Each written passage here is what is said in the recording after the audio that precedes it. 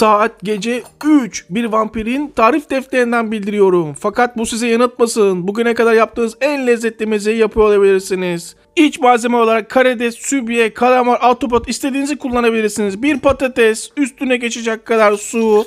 Patates arka ocakta haşlanıp karidesin buzu çözülene kadar bir kahve molası veriyoruz. Burası mutfak. Kıracağız, dökeceğiz. Bütün stresimizi atacağız. Kahveden sonra devam ediyoruz.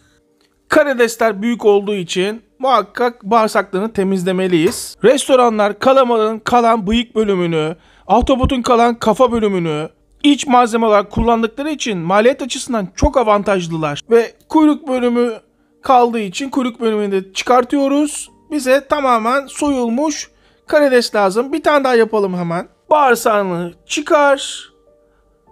Bugün yine tek kişiyim. O yüzden 4 tane yeterli. Diğerlerini başka tarifte kullanalım. Mezgit 2 parça fileto derisi alınmış mezgitim var. Hemen şöyle elimizle kılçıklarını yoklayalım. Yerlerini tespit ediyorum ve tek tek kılçıkları çıkartıyorum. Kesinlikle balıkçıya güvenmeyin. Mutlaka tek tek kılçıklarını ayıklayın. Şu kabukları alalım. Balığın diğer parçasının sadece yarısını kullanacağız iç malzeme olarak. İlk başta şerit şerit kesiyorum. Daha sonra küçük parçalara ayırıyorum.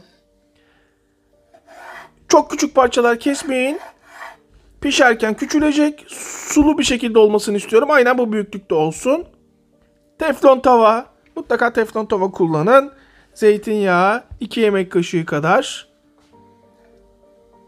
Haşladığımız patates. Patatesin yarısını kullanacağım. Belki yarısı bile fazla olabilir. Duruma göre bakacağız.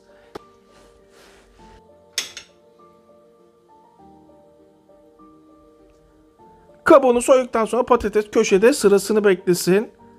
Karidesin çöpüyle birlikte şurayı temizleyelim. Ve yavaş yavaş karidesleri pişirmeye başlayabiliriz. Kısık ateşteyiz. Yağ iyice kızdı.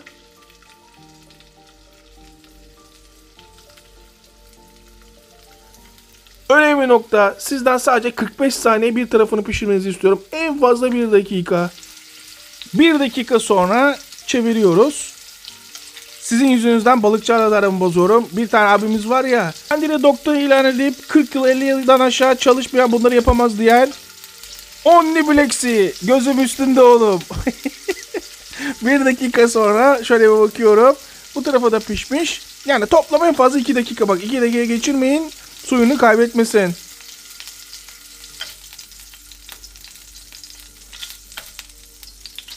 Sıra balık parçalarında. Hemen balıklar oyuna. Çok fazla pişirmeyin. Suyu kaçmasın. O da en fazla 2 dakika. Bu arada patatesi hemen eziyoruz. Çok iyi ezdiğinize emin olduktan sonra balıklar pişti. Balıklarda en fazla 2 dakika pişirdik. Dikkat edin. Biber.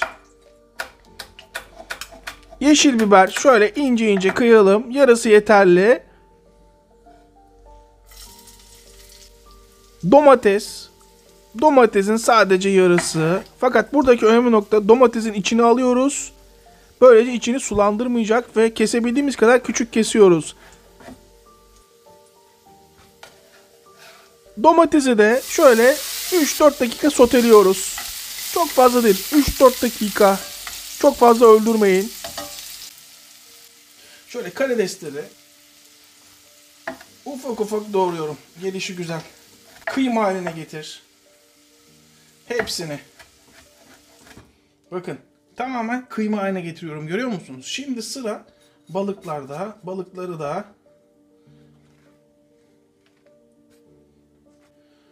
Balıkları da oyunun içine katıyorum. Sizin yüzünüzden balıkçılarla da aramı bozdum. Omniplex'i.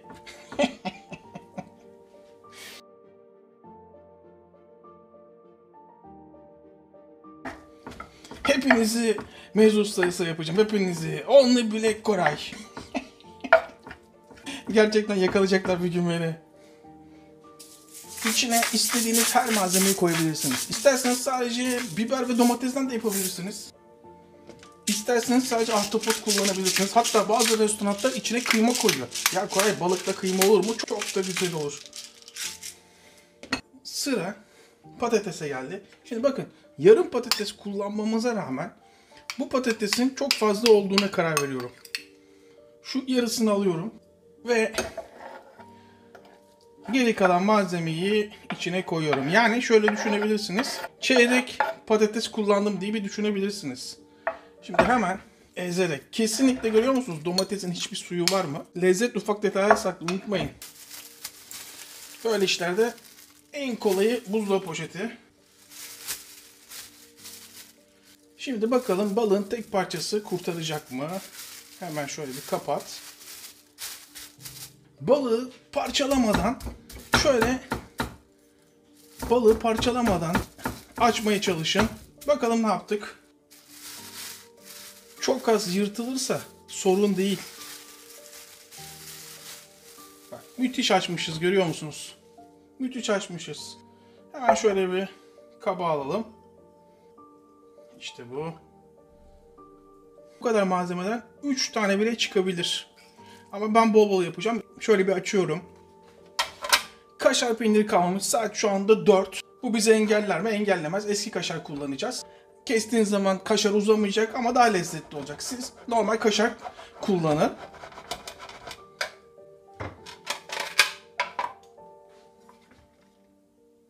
Hemen içine, tam ortasına. İş yerleri bu kadar çok uğraşmaz. Ev gibi. On the Black Sea. Hepinizi bitireceğim oğlum. Bak, yakında bir kalkan yapacağım. Mangalcı abimizle anlaşmak üzereyiz. Olur olmaz bilmiyorum ama o zaman tarifleri görün. Bakın, kaşarın üstünü kapattım. Şimdi yapılan hatalardan bir tanesi. Bunu iş yerleri bile yapıyor. Hatta büyük restoranlar bile yapıyor bu hatayı. Sadece yumurtanın beyazı. Bir yumurta beyazı yetmez.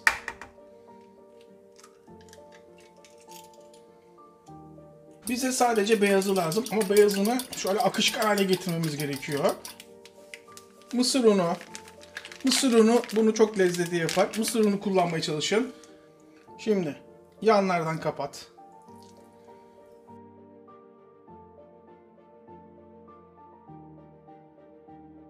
Elimle sadece şekil veriyorum.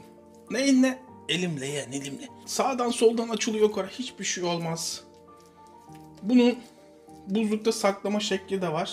Esasında normalde anlatıyorum videolarda. Anlatmayacağım. Neden? Çünkü bir tane Kamil beni arıyor.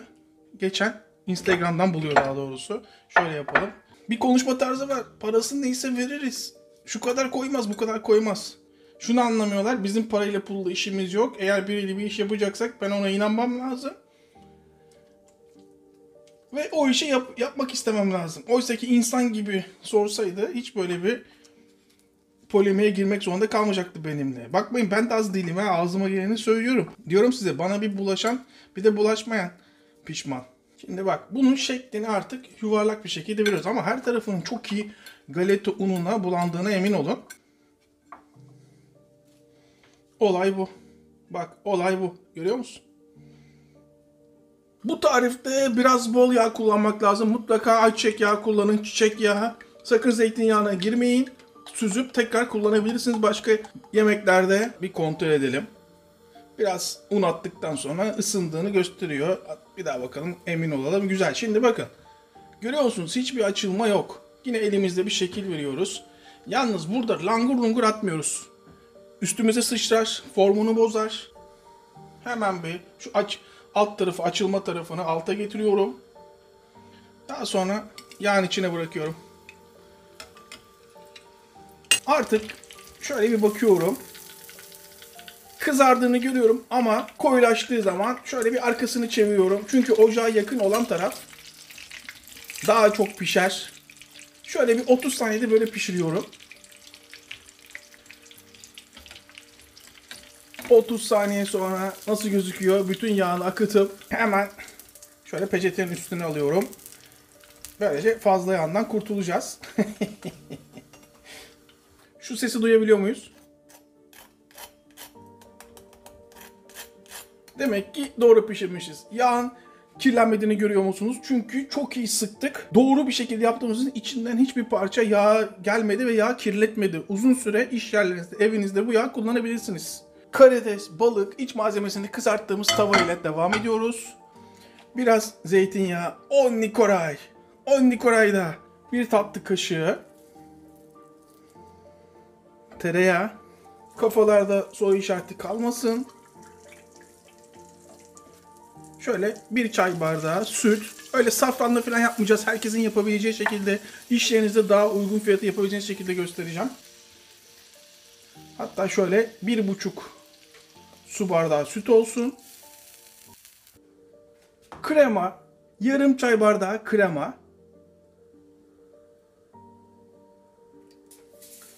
Tuz.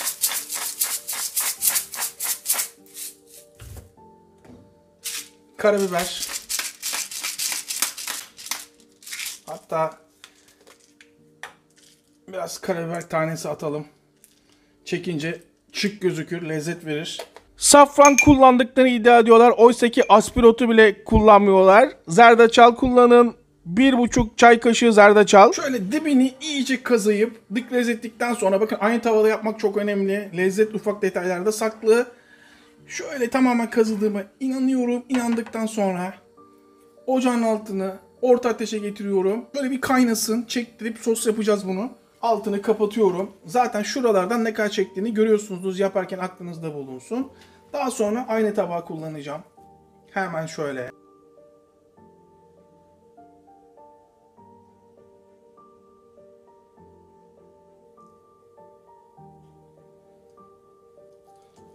İşte bu. Şöyle açalım. Evet. Açın ağzınızı. Şunun bir tadına bakın bakalım. Artık şunun bir tadına bakalım, ne dersiniz? Açın ağzınızı. Nasıl biliyor musun? Ben daha önce böyle lezzetli bir şey yemedim diyeceksiniz. En baştan uyarıyorum. Bir kere yaparsanız etrafınızdaki herkes bunu yapmanızı defalarca isteyecek. Onu göze alıp tarifi yapın. Bu kıya babanız yapmaz. Herkes, ama herkes meze yapabilir, ama biz yaptığımız zaman, siz yaptığınız zaman herkes parmaklarını yiyecek. Mutfakta şef mi var diye soracak. Tekrar açın ağzınızı. İnanılmaz lezzetli olmuş. İnanılmaz. Koray, bu nasıl sos? Bu nasıl balık? Bu nasıl lezzetli olmuş? Bu kadar diye kendinize soracaksınız. Not only Black Sea, only Koray Sea. Ne demek istediğimi anlayan anlıyordur. Anlamayan, ya Koray ne diyorsun diyor olabilir. İzleyip abone olmayan sizi unutmadım. Hiçbir zaman hiç unutmayacağım. Tekrardan herkese selamlar. Kendimi durduramıyorum.